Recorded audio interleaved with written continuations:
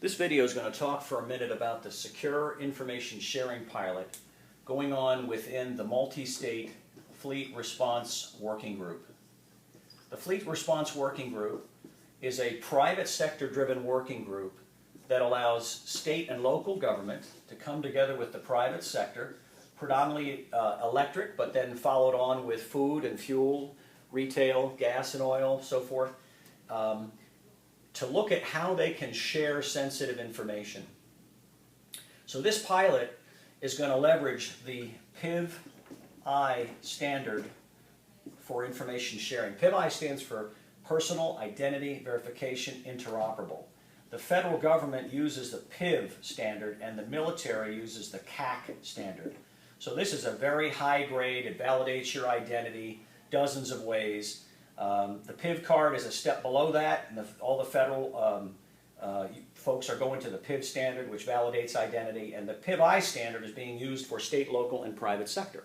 So we're going to use the PIV-I standard here, and we're working with an organization called tscp.org. They're the largest nonprofit in the world that manages the standards for the PIV-I community within the DoD. Probably 40 to 50 million users within TSCP worldwide.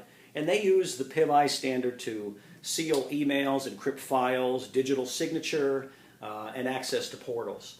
So our pilot started to test all of that. And what we've decided to do here in May of 2014 was downsize this pilot because of all the varying types of operating systems out there. We'd spend a year getting everybody's computer up to speed on the same level to support card readers, stuff like that. So what the pilot's going to look at, it's really going to run from May to October 2014.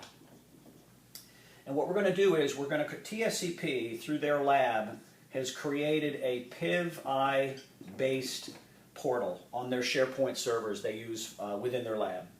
And what they're doing is they're going to issue 50 cards roughly to the Fleet Working Group. So these folks are all going to get some cards. The state EOC or Fusion Center or the fleet movement lead in that state, we're going to issue a card to. And what we're going to do is we're going to say, hey, here's your laptop, okay, and here's a card reader, and here's your card. Okay, same thing over here. Here's your laptop, here's your card reader. Hang on, do it this way, and then here's your card.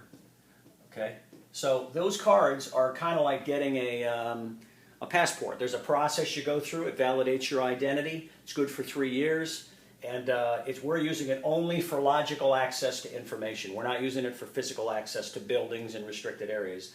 So we don't need thousands of these. We need each state to have 2 or 3 or 4. We need each company to have 2 or 3 or 4, and that's it.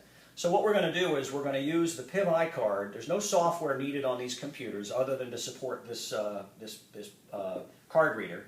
So they're going to log in, excuse me, they're going to log in to the internet, okay? So this is the web. They're going to go to this PIV-I portal where they will be asked to put in their cards. Once they get in there, then they can see the various files that we're going to have in there from the private sector. Public sector might do this as well. And we're going to look at how we can restrict access to this. These are sensitive information files like fleet movement or open to close locations, ATM machine, different types of data that we've been able to have the private sector provide to the cause. For people that don't have a computer, we're going to have them access another part of this cloud, which is non-PIV-I protected. So this is semi-sensitive information, and to get there, they're not going to need a PIV-I card. They'll just use a standard username and password, okay? And we'll manage that for the pilot.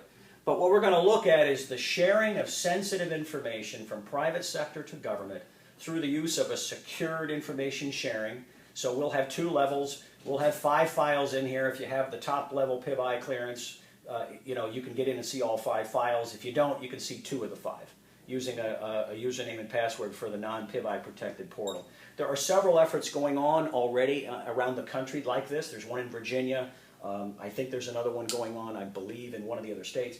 But for the Fleet Working Group, the whole purpose of this is to put a fast process in place using an environment that the private sector controls and is willing to share with government so that they can get information quickly posted up here whether it's a spreadsheet or a Word document or a web portal or something, where this can support the movement of assets, private sector, back and forth across state lines.